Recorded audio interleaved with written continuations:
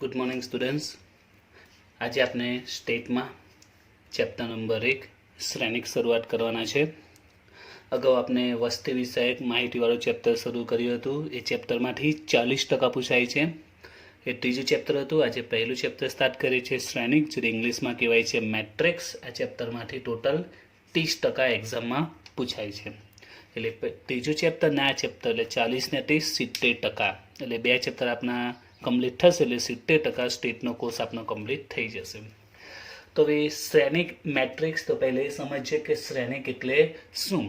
તો શ્રેણિક એ કંઈ નથી, સિમ્પલ ભાષામાં કહીએ તો સંખ્યાઓને, જે પણ આંકડાશાસ્ત્રમાં ગણિતમાં જે બી સંખ્યાઓ 1 થી 10 100 વગેરે જે પણ સંખ્યાઓ છે એ સંખ્યાઓને હાર અને સ્તંભમાં ગોઠવવામાં આવે છે. શ્રેણિક એટલે સંખ્યાઓની હાર અને સ્તંભમાં ગોઠવણી કરવી, બરાબર છે. અને તેને મોટા કૌંસમાં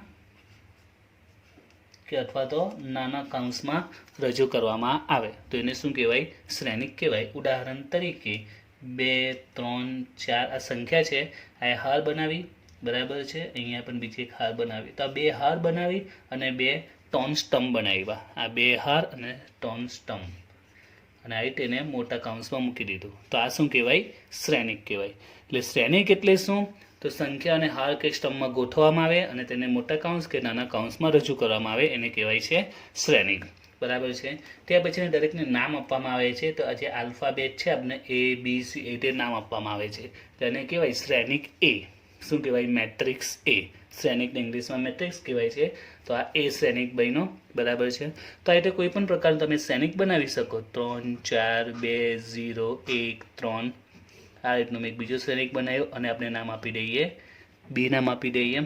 એ રીતે કોઈ પણ સાઇઝનો તમે શ્રેણિક બનાવી શકો છો, બરાબર છે. અંદર જે આંકડા લેવા હોય આપણે સંખ્યાઓ લઈ શકીએ છીએ. તો અને C નામ આપ્યું. તો આ છે શ્રેણિકના અલગ અલગ પ્રકાર, બરાબર. શ્રેણિક અલગ અલગ આ પ્રમાણે આપણે રજૂ કરી શકીએ. આ બધાને શું કહેવાય?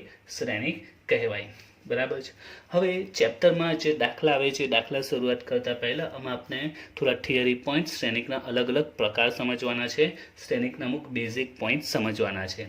તો એમાં સૌથી પહેલાં આપણે સમજવાનું છે એ છે શ્રેણિકનો ક્રમ, કે શ્રેણિક કયા ક્રમમાં છે.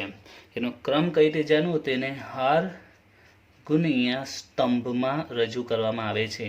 યાદ રાખજો, શ્રેણિકના ક્રમને કેવા સ્વરૂપે રજૂ કરવામાં આવે છે? હાર ગુણ્યા સ્તંભ. સિમ્પલ છે. આપણે ધારો કે કોઈ ઘર હોય, આપણે જે ઘરમાં રહેતા હોય તો ઘરને પણ આપણે સાઇઝ હોય છે હાર બાય સ્તંભ. ઉદાહરણ તરીકે આપણે જે ઘરમાં રહેતા હોય એની લંબાઈને પહોળાઈ, માની લો કે આપણે જે ઘરમાં રહીને લંબાઈ છે 40 ફૂટ અને પહોળાઈ છે 15 ફૂટ, તો એને શું કહેવાય? 15 બાય 40 40 બાય 15નું આપણું ઘર છે, બરાબર. લંબાઈ પહોળાઈમાં આપણે આ રીતે રજૂ કરીએ છીએ. આપણે એવું સાંભળ્યું 12 બાય 35નો ગારો છે, 12 બાય 35નું ઘર છે.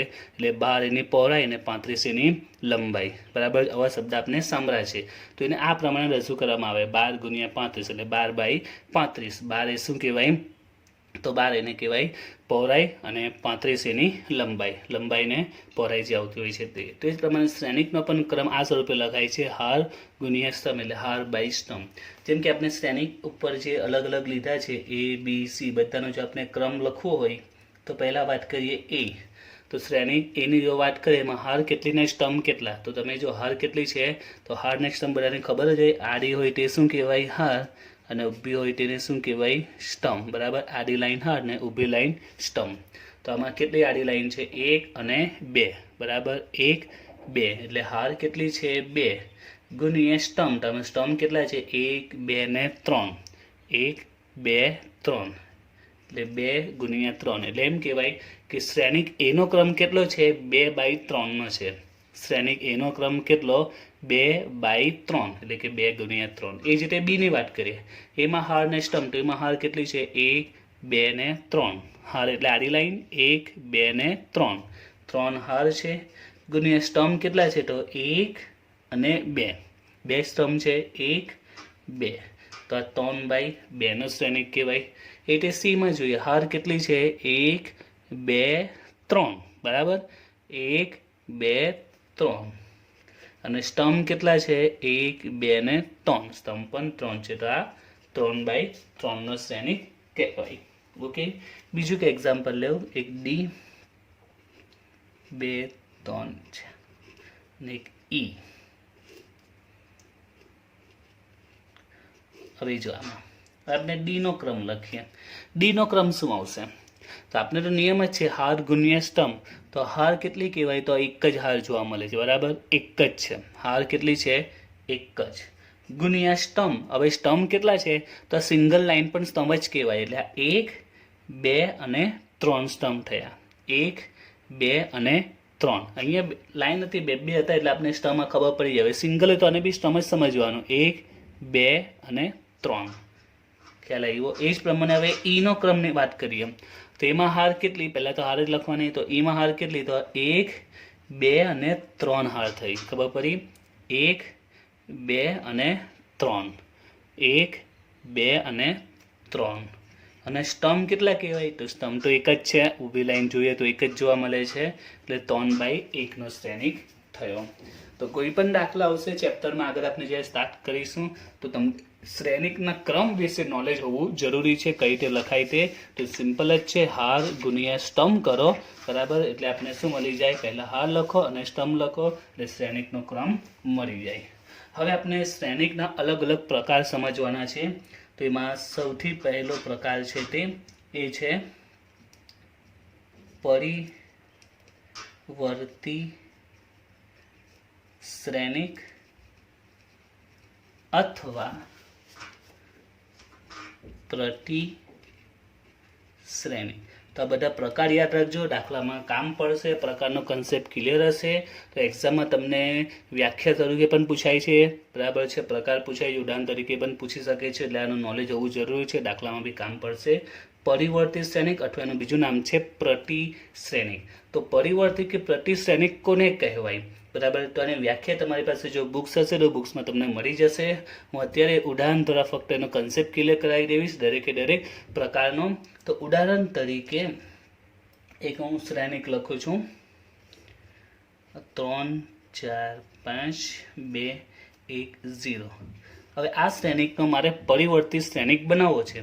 આ શ્રેણિક એ આપેલો છે, એનો મારે શું લખવો છે? પરિવર્તી શ્રેણિક લખવો છે. તો એ કેવો આવશે તે બતાવું તમને. આનો પરિવર્તી શ્રેણિક તો આવશે 3 2 4 1 5 0. ખબર પડી શું કર્યું મેં? તો સિમ્પલ જ છે. પરિવર્તિત શ્રેણિક બનાવવો હોય તો જે હાર હોય તે સ્તંભ બની જાય અને સ્તંભ હાર બની જાય. પરિવર્તિત શ્રેણિકમાં શું થઈ જાય? ઊંધું થઈ જાય. હાર સ્તંભ બની જાય, સ્તંભ હાર બની જાય. જેમ કે આમાં હારમાં કેટલા છે? 3 4 5 અને 2 1 0 છે. તો જે સ્તંભ સ્વરૂપે આવી ગયો 3 4 5 2 1 0. ખબર પડી? હારને શું બનાવી દેવો? સ્તંભ બનાવી દો. ઊંધું કરી નાખો, ફેરવી નાખો આખું. અથવા તો સ્તંભને હાર ઊંધું વિચારો. આ સ્તંભ છે, 3 2 તે હાર બની ગયું, 4 1 એ હાર બની ગયું, 5 0. ખબર પડી ગઈ? હારને સ્તંભ બનાવો કે સ્તંભને હાર બનાવો એ શું કહેવાય? પરિવર્તી શ્રેણિક કહેવાય. બરાબર. એક બીજું એક્ઝામ્પલ લેવામાં માની લઈએ, મોટું લઈ લઈએ 3 2 1 4 5 8 2 0 3. હવે આનો જો પરિવર્તિત શ્રેણિક લખવો હોય તો તમે કોઈ પણ એક એંગલથી વિચારો. કાં તો આ જે હાર છે એને સ્તંભ સ્વરૂપે લખો અથવા જે સ્તંભ છે એને હાર સ્વરૂપે લખો. બંનેમાં જવાબ સેમ જ આવે. ચલો આપણે જે હાર છે એને સ્તંભ સ્વરૂપે લખીએ. હારમાં 3 2 1 છે તો 3 2 1. 4 5 8 છે હાર બીજી તો ઊભું સ્તંભ બનાવી દે 4 5 8. 2 0 3 આડી હાર છે તો સ્તંભ બની જશે 2 0 3. ક્લિયર? તો પરિવર્તિત શ્રેણિક સિમ્પલ જ છે. હારને સ્તંભ અથવા સ્તંભને હારમાં ફેરવી નાખો, બરાબર છે, તો એને શું કહેવાય છે? પરિવર્તિત શ્રેણિક. હવે એનો સંકેત પણ યાદ રાખવાનો છે. એના બે સંકેત છે. જેમ કે એનો આપણે પરિવર્તિત શ્રેણિક બનાવ્યું હોય તો એના સંકેતમાં એની ડેશ અથવા તો એની ઉપર ટી ઘાત આવે. ટી એટલે ટ્રાન્સપોઝ. T four transpose. પરિવર્તિત શ્રેણિકને ઇંગ્લિશમાં શું કહેવાય? ટ્રાન્સપોઝ મેટ્રિક્સ કહેવાય છે. એટલે એટી અથવા તો ઉપર ડેશ લાગે છે. એટલે બીનું શું થાય? બી ડેશ અથવા તો બી ટ્રાન્સપોઝ બી ટી. તો એનો સંકેત યાદ રાખજો, ડેશ લાગશે અથવા તો એની ઘાત શું આવશે? ટી આવશે. ટી કેમ? કારણ કે પ્રતિ અથવા પરિવર્તિત સૈનિકને ઇંગ્લિશમાં ટ્રાન્સપોઝ મેટ્રિક્સ કહેવાય છે, તો ટ્રાન્સપોઝનો ટી આવે છે. ક્લિયર? હવે જોઈએ આ જ રીતે આપણે અલગ અલગ પ્રકારો સમજવાના છે જે દાખલામાં આપણે કામ કરશે. બીજો પ્રકાર જોઈએ તો એ છે પંક્તિ શ્રેણિક. હવે પંક્તિ શ્રેણિક એટલે શું? તો અને બીજી ભાષામાં કહીએ તો પંક્તિ એટલે હાર કહેવાય. પંક્તિ એટલે શું કહેવાય? હાર કહેવાય. પંક્તિ એટલે હાર. એની સાથે બીજો પ્રકાર આપણે જોવાના છે એ છે સ્તંભ શ્રેણિક. પંક્તિ શ્રેણિક અને સ્તંભ શ્રેણિક તો સિમ્પલ જ છે. પંક્તિ શ્રેણિક એટલે કે પંક્તિ એટલે યાદ રાખજો શું કહેવાય? હાર કહેવાય. બરાબર? પંક્તિ એટલે શું કહેવાય? હાર. તો બંને સાથે સમજાવું છું. તો પંક્તિ શ્રેણિક કોને કહેવાય? જે શ્રેણિકમાં ફક્ત એક જ હાર હોય. જે શ્રેણિકમાં ફક્ત એક જ હાર હોય એને પંક્તિ શ્રેણિક કહેવાય. જે શ્રેણિકમાં હાર કેટલી હોય? ફક્ત એક જ હોય એને પંક્તિ શ્રેણિક કહેવાય. તો સ્તંભ શ્રેણિક કોને કહેવાય? ખબર પડી જવી જોઈએ. જે શ્રેણિકમાં ફક્ત એક જ સ્તંભ હોય એને કયો શ્રેણિક કહેવાય? સ્તંભ શ્રેણિક. ક્લિયર? જેમાં એક જ હાર હોય તે પંક્તિ શ્રેણિક, એક જ સ્તંભ હોય તે સ્તંભ શ્રેણિક. ઉદાહરણ તરીકે જો કેવું હોય તો આપણે 2, 3, 5 આમાં એક જ હાર છે, આ પંક્તિ શ્રેણિક. એ જ રીતે આમાં ઉદાહરણ શું લખી શકીએ આપણે? 2, 3, 5 આમાં એક જ સ્તંભ છે, તો એક જ સ્તંભ હોય તો સ્તંભ શ્રેણિક, એક જ હાર હોય તો પંક્તિ શ્રેણિક. સિમ્પલ છે. ત્યાર પછીનો પ્રકાર જોઈએ એનો એ છે શૂન્ય શ્રેણિક. હવે શૂન્ય શ્રેણિક કોને કહેવાય? તો આ બી સિમ્પલ છે. શૂન્ય શ્રેણિક જે શ્રેણિકના દરેકે દરેક ઘટક 0 હોય એને શૂન્ય શ્રેણિક કહેવાય. ઉદાહરણ તરીકે આ શ્રેણિકમાં જો બધા ઘટક શું છે? 0, તો આ શૂન્ય શ્રેણિક. આમાં બી બધા ઘટક શું છે? 0, તો આ શૂન્ય શ્રેણિક. તો જે પણ શ્રેણિકના દરેકે દરેક ઘટકો શૂન્ય હોય, બરાબર, એને આપણે શું કહેવાય છે? શૂન્ય શ્રેણિક કહેવાય છે. જેના દરેકે દરેક ઘટકો કેવા હોય? શૂન્ય હોય. ત્યાર પછી ચોરસ શ્રેણિક. હવે જો ચોરસ શ્રેણિક કોને કહેવાય તે? તો એના ઉદાહરણ પરથી તમને ખબર પડી જશે. ચોરસ શ્રેણિક તો આ ચોરસ શ્રેણિક છે. બીજું ઉદાહરણ લેવું.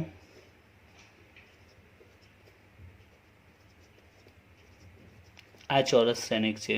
તો તમે જોઈને જ ખબર પડી જશે કે આ ચોરસ છે ને આમાં કોઈ ચોરસ આકાર જ બને છે, આમાં બી ચોરસ આકાર બને છે. આ બાપને અલગ અલગ ઉદાહરણ જોઈએ એમાં બી તમને ખબર પડશે આ ચોરસ શ્રેણિક છે, આ નથી. બીજા બા ઉદાહરણ જોઈએ તો એમાં આ ચોરસ શ્રેણિક નથી, આ નથી, આ ચોરસ શ્રેણિક છે. ખબર પડી ગઈ? તો સિમ્પલ જ છે. જેનો આકાર એટલે ચોરસ બનતો હોય તે ચોરસ શ્રેણિક. આપની ભાષામાં પરીક્ષામાં હું નથી લખવાનું. પરીક્ષામાં પૂછાય ચોરસ શ્રેણિક કોને કહેવાય તો એની વ્યાખ્યા શું બને? જે શ્રેણિકમાં હાર ને સ્તંભ સરખા હોય તે ચોરસ શ્રેણિક. કારણ કે આપણે ખબર હોય ચોરસમાં લંબાઈ ને પહોળાઈ બંને કેવી હોય? સરખી હોય. બરાબર? લંબાઈ બી સરખી હોય, પહોળાઈ બી સરખી હોય. તો અમે જેમાં જે શ્રેણિકમાં હારની સંખ્યા અને સ્તંભની સંખ્યા બંને કેવી હોય? સમાન હોય. હાર પણ 2 છે, સ્તંભ પણ 2 છે, 2x2 નો શ્રેણિક એ ચોરસ શ્રેણિક કહેવાય. આમાં હાર પણ 3 છે, સ્તંભ પણ 3 છે, 3x3 નો શ્રેણિક તો એ ચોરસ શ્રેણિક કહેવાય. તો જે શ્રેણિકમાં હાર અને સ્તંભ બંનેની સંખ્યા સમાન હોય એવા શ્રેણિકને કયો શ્રેણિક કહેવાય છે? ચોરસ શ્રેણિક. ક્લિયર? ત્યાર પછી હવે છઠ્ઠો પ્રકાર છે એકમ શ્રેણિક. તો આ મોસ્ટ ઇમ્પોર્ટન્ટ છે. આ એકમ શ્રેણિક એક્ઝામમાં ઘણીવાર કામ પડે છે. તો એકમ શ્રેણિક કોને કહેવાય તે? તો એનું પણ ઉદાહરણ લખું છું એટલે ખબર પડી જશે તમને. એકમ શ્રેણિકનું ઉદાહરણ પરથી તમે દરેકના ઉદાહરણ ખાસ યાદ રાખવાના છે. વ્યાખ્યા એના પરથી યાદ રહી જશે, મોટી કરવાની જરૂર પડશે નહીં. તો આ એકમ શ્રેણિક થયો. બીજું ઉદાહરણ લેવું છું. આ એકમ શ્રેણિક થયો. તો એકમ શ્રેણિક કેવો આવે? તો એકમ શ્રેણિકમાં પહેલો પોઈન્ટ, એકમ શ્રેણિક હંમેશા ચોરસ જ હોય છે. આ 3x3 2x2 નો છે, ચોરસ જ હોય છે. તો જે ચોરસ શ્રેણિકમાં હવે આમાં તમે જો બંનેમાં તો અહીંયા વચ્ચે 1 જોવા મળે, બાકી બધે 0 છે. અહીંયા પણ 1 છે, બાકી બધે 0 છે. હવે આને કહેવાય શું? તમે ગણિતમાં ભણી ગયા છો. ગણિતમાં ચોરસમાં તમે આવી રીતે વચ્ચે લાઈન દોરો તો આને શું કહેવાય? અને કર્ણ પણ કહેવાય અને વિકર્ણ પણ કહેવાય. બરાબર? કાટખૂણો બનતો હોય તો કર્ણ કહેવાય, એ સિવાય એને વિકર્ણ કહેવાય. તો આમાં એ જ વ્યાખ્યા છે કે જે એકમ ચોરસ શ્રેણિકમાં આ વિકર્ણના ઘટકો જો એક હોય, વિકર્ણ પરના દરેક ઘટકો કેટલા હોય? એક હોય. વિકર્ણના ઘટકો કેટલા હોય? એક હોય. અને એ સિવાયના ઘટકો 0 હોય. જે વિકર્ણ છે એના ઘટકો એક હોય અને એ સિવાય બાકીના બધા ઘટકો શું હોય? આ રીતે 0 હોય. વિકર્ણના ઘટકો એક, બાકીના ઘટકો 0 હોય. તો એવા દરેકે દરેક શ્રેણિકને કયો શ્રેણિક કહેવાય છે? એકમ શ્રેણિક. તો આ યાદ રાખજો, દાખલામાં ઘણીવાર કામ પડે છે એકમ શ્રેણિક. તો એકમ શ્રેણિક કોને કહેવાય? ફરીથી જો કોઈ શ્રેણિકમાં, ચોરસ શ્રેણિકમાં યાદ રાખજો, કેવા? જો કોઈ ચોરસ શ્રેણિકમાં વિકર્ણના ઘટકો, જે અહીંયા વિકર્ણ છે એના ઘટકો કેટલા હોય? એક હોય. અને બાકીના બધા ઘટકો કેવા હોય? 0 હોય. જો પણ ચોરસ શ્રેણિકમાં જે વિકર્ણ છે એના ઘટકો એક હોય, એ સિવાય બાકીના ઘટકો 0 હોય, એવા શ્રેણિકને કયો શ્રેણિક કહેવાય છે? એકમ શ્રેણિક કહેવાય છે. તો ખાસ યાદ રાખજો, એક્ઝામમાં ઘણીવાર પૂછાય છે, દાખલામાં કામ પડતો હોય છે એકમ શ્રેણિક. આ ઉપરાંત એકમ શ્રેણિકનો સંકેત પણ છે, એ છે આઈ, કેપિટલ આઈ. એકમ શ્રેણિકનો સંકેત છે પણ યાદ રાખજો, એ છે કેપિટલ આઈ વડે દર્શાવવામાં આવે છે. એકમ શ્રેણિકને કેટલા વડે દર્શાવવામાં આવે છે? કેપિટલ આઈ વડે દર્શાવવામાં આવે છે. ખ્યાલ આવ્યો? હવે આની સાથે સંકળાયેલા બીજા પણ શ્રેણિક છે, આપણે સમજવાના છે. એકમ શ્રેણિક રિલેટેડ જ છે. તો જો આગળ હવે આપણે જોઈએ, 7મો નંબર આવ્યા છે. 7મો નંબર એ છે વિકર્ણી શ્રેણિક અને અડીશ શ્રેણિક. હવે જો અત્યારે આપણે જે સમજૂતી મેળવી, છઠ્ઠો શ્રેણિક હમણાં આપણે જે જોયો એકમ શ્રેણિક, બરાબર. ફરીથી એના પર એક વખત નજર કરીએ. એકમ શ્રેણિક કોને કહેવાય? તો જે શ્રેણિકમાં વિકર્ણના ઘટકો કેટલા હોય? હંમેશા એક હોય અને એ સિવાયના બાકીના ઘટકો 0 હોય, એને એકમ શ્રેણિક કહેવાય, બરાબર. અત્યારે આપણે આ જોયું એકમ શ્રેણિક, વિકર્ણના ઘટકો 1, બાકીના ઘટકો 0, એને શું કહેવાય? એકમ શ્રેણિક. હવે વિકર્ણી શ્રેણિક અને અડીશ શ્રેણિક, આ પણ એના જેવા જ છે. વિકર્ણી શ્રેણિક અને અડીશ શ્રેણિક, એમાં પણ આના જેવો જ નિયમ છે, પણ થોડો નિયમમાં ચેન્જીસ આવે છે. તો વિકર્ણ શ્રેણિક કોને કહેવાય? તો એવો શ્રેણિક કે જેમાં વિકર્ણ પરના ઘટકો કોઈ પણ હોઈ શકે. એકમમાં શું હોવો જોઈએ? એક જ હોવા જોઈએ. જ્યારે અહીંયા કોઈ પણ ચાલે, 2 હોય, 3 હોય, 4 હોય, 5 હોય, કોઈ પણ, ને બાકીના ઘટકો 0 હોય. તો આને કયો શ્રેણિક કહેવાય છે? વિકર્ણ શ્રેણિક. ખબર પડી વિકર્ણ શ્રેણિક કોને કહેવાય તે? તો એકમ ને વિકર્ણીમાં શું ફરક? એકમમાં ફિક્સ જ છે કે અહીંયા એક જ હોવા જોઈએ બધામાં, તો એ એકમ શ્રેણિક.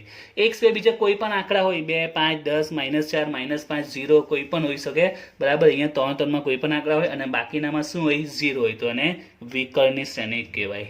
હવે અડીશ શ્રેણિક. અડીશ શ્રેણિક કોને કહેવાય? તેમાં વિકર્ણ શ્રેણિકના બધા ઘટકો સમાન હોય, એટલે કે 2 2 2 હોય, અથવા તો 3 3 3 હોય, 4 4 4 હોય, 5 5 5 હોય, 6 6 6 હોય, 7 7 7 હોય. ઇન શોર્ટ, વિકર્ણના બધા ઘટકો સમાન હોવા જોઈએ, બાકીના ઘટકો 0. તેને શું કહેવાય? અડીશ શ્રેણિક. ક્લિયર? તો ત્રણેય શ્રેણિક સિમ્પલ જ છે. ફરીથી ત્રણેયને સમજીએ. જે ચોરસ શ્રેણિકમાં ત્રણેય ચોરસ શ્રેણિક તો હોવા જ જોઈએ. વિકર્ણના ઘટકો 1 હોય, વિકર્ણના ઘટકો 1 હોવા જોઈએ, બાકીના બધા 0, તો એકમ શ્રેણિક. વિકર્ણના ઘટકો સરખા હોવા જોઈએ, બધામાં સરખા. 1 હોય તો એકમ બની જાય, આમાં 1 નહીં ચાલે. 1 હોય તો એકમ કહેવાય.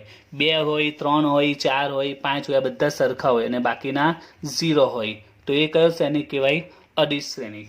અને વિકર્ણી શ્રેણિક કોને કહેવાય? તો કોઈ પણ હોય તો ચાલે. અહીંયા આગળ કોઈ પણ હોવા જોઈએ, 4 5 6 7 8 9, બરાબર, અલગ અલગ કોઈ પણ હોય ને બાકીના 0, તો એને કહેવાય છે વિકર્ણી શ્રેણિક. ઓકે. ત્યાર પછી 9મો પ્રકાર આવ્યો આપણે, એ છે ત્રિકોણીય શ્રેણિક. હવે જો ત્રિકોણીય શ્રેણિક કોને કહેવાય તે, તો એની પણ આપણે ઉદાહરણ દ્વારા સમજીએ. ત્રિકોણીય શ્રેણિક કોને કહેવાય?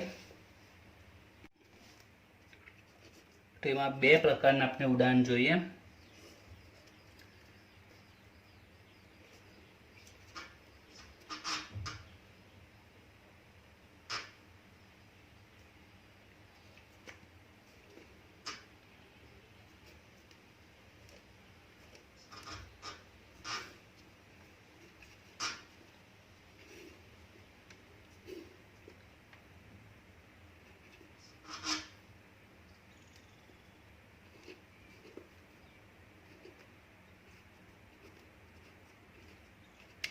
તો બે રીતના ત્રિકોણીય શ્રેણિક આવે છે.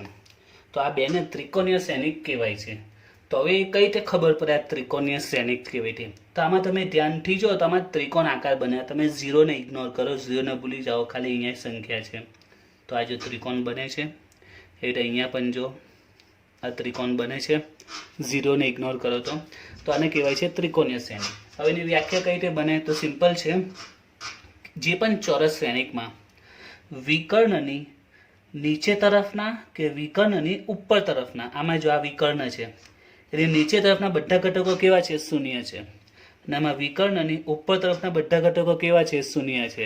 તો જે પણ ચોરસ શ્રેણિકમાં વિકર્ણની નીચે તરફના બધા ઘટકો શૂન્ય હોય કે વિકર્ણની ઉપર તરફના બધા ઘટકો શૂન્ય હોય એવા શ્રેણિકને કયો શ્રેણિક કહેવાય છે? ત્રિકોણીય શ્રેણિક કહેવાય છે. ક્લિયર? સિમ્પલ જ છે. કોઈ પણ ચોરસ શ્રેણિકમાં વિકર્ણની નીચે તરફના બધા ઘટકો શૂન્ય હોય અથવા વિકર્ણની ઉપર તરફના બધા ઘટકો શૂન્ય હોય એવા શ્રેણિકને કયો શ્રેણિક કહેવાય છે? ત્રિકોણીય શ્રેણિક. એ બીજો પોઈન્ટ એ પણ યાદ રાખજો કે આને કયો શ્રેણિક કહેવાય તે, તો આને કહેવાય છે ઉપરની તરફનો ત્રિકોણીય શ્રેણિક. કારણ કે શ્રેણિક ઉપર તરફ બને છે, જ્યારે આને કહેવાય છે નીચેની તરફનો ત્રિકોણીય શ્રેણિક. આ ઉપરની તરફનો ત્રિકોણીય શ્રેણિક અને આ નીચેની તરફનો ત્રિકોણીય શ્રેણિક. ક્લિયર? હવે જોઈએ આગળ 10મો પ્રકાર, જે મોસ્ટ ઇમ્પોર્ટન્ટ છે, પરીક્ષામાં ઘણી વખત એના દાખલામાં પૂછાયો છે. આ એ છે સમમિત શ્રેણિક. એક કયો છે? સમમિત શ્રેણિક. અને બીજો છે વિસમિત શ્રેણિક. વિસમિત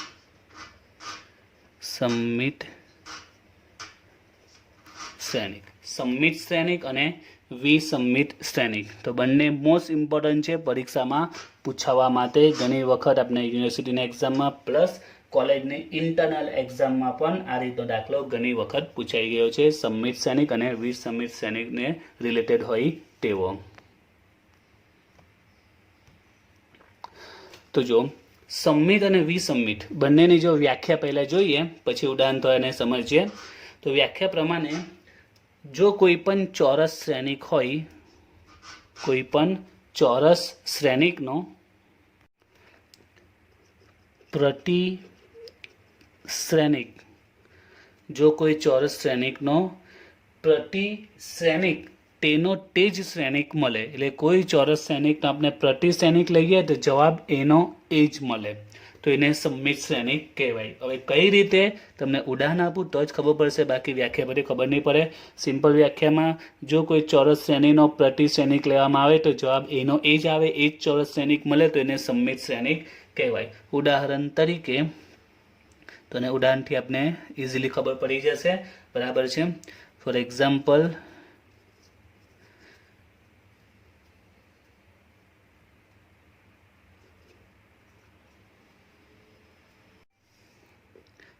પાંચ સાત આઠ અહીંયા 9.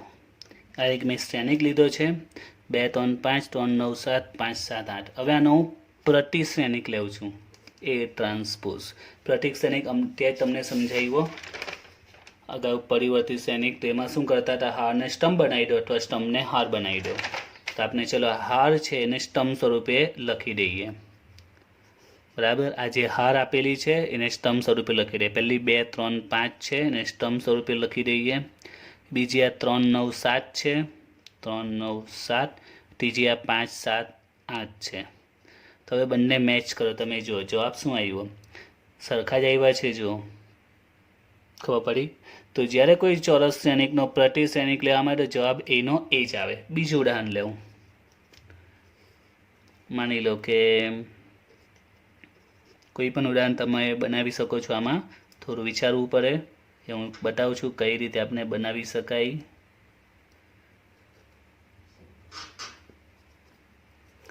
ઓકે, હવે એક આ શ્રેણિક લીધું છે અને આપણે પરિવર્તી શ્રેણી લઈએ. બરાબર છે? તો જો હાર છે એને કયા સ્વરૂપે લખીશું? સ્તંભ સ્વરૂપે. તો હારમાં 2 8 3 છે, 2 8 3, 8 4 5, પછી 3 5 0. તો હવે જો બંને મેચ કરો સેમ જ આવ્યું છે જોઈજો, તો આને કહેવાય છે સમમિત શ્રેણિક. હવે કઈ રીતે બનાવવું તો જો એ પરીક્ષામાં તમને ઉદાહરણ તરીકે લખવાનું આવે તો કઈ રીતે લખવાનું તે તો જો તમારે કરવાનું શું તે બનાવો કઈ રીતે, ઉદાહરણ કઈ રીતે બનાવો યાદ રાખવા તે તો સિમ્પલ યાદ રાખવાનું છે. તમે પહેલાં આ બાજુ કોઈ પણ આંકડા લખી દીધા હારમાં 2 3 5 એ જ તમારે સ્ટમ્પમાં લખી દેવાના 2 3 5 2 3 5. એ જ રીતે નીચેની હારમાં પણ જાતે લખી દો 5 7 8 છે તો અહીંયા પણ 5 7 8 થવા જોઈએ. જો એક ઉદાહરણ હું આપું છું હવે કઈ રીતે બનાવવાનું તે. ત્રીજું સી આપણે લઈએ, જો કઈ રીતે બને તે સમજાવું છું આમાં ઉદાહરણથી. માની લો કે અહીંયા હું લઉં છું 1 8 અને 9. 1 8 9 લીધા તો અહીંયા પણ 1 8 9 જ લઈ લેવાના. હારમાં 1 8 9 તો અહીંયા સ્ટમ્પમાં 1 8 9 લઈ લીધા, બરાબર. હવે આ સ્ટમ્પ અને હાર, હવે આ સ્ટમ્પમાં આપણે કોઈ બી લઈ લો તમારી મરજી પ્રમાણે. 9 છે 4 છે 5 લઈ લો તો અહીંયા પણ એ જ લઈ લો 9 4 ને 5 થઈ ગયું. 9 4 5 9 4 5. વચ્ચે તમારે જે સંખ્યા લેવી હોય 0 5 10 જે લેવું હોય તે આનો તમે પરિવર્તી લેવો તો જવાબ એનો એ જ આવશે.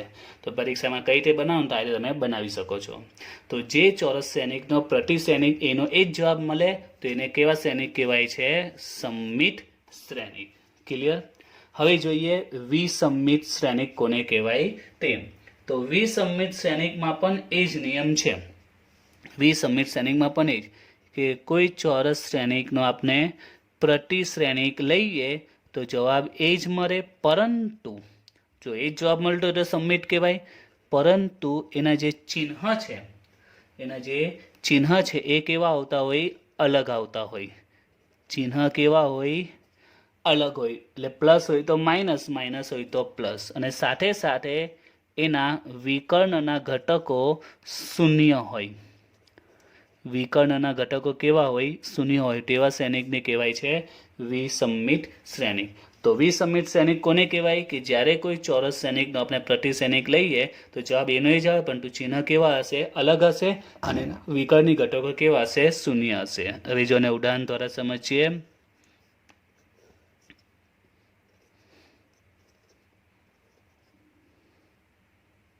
-3 5 અને અહીંયા સોરી અહીંયા વિકર્ણના ઘટકો 0 આવશે.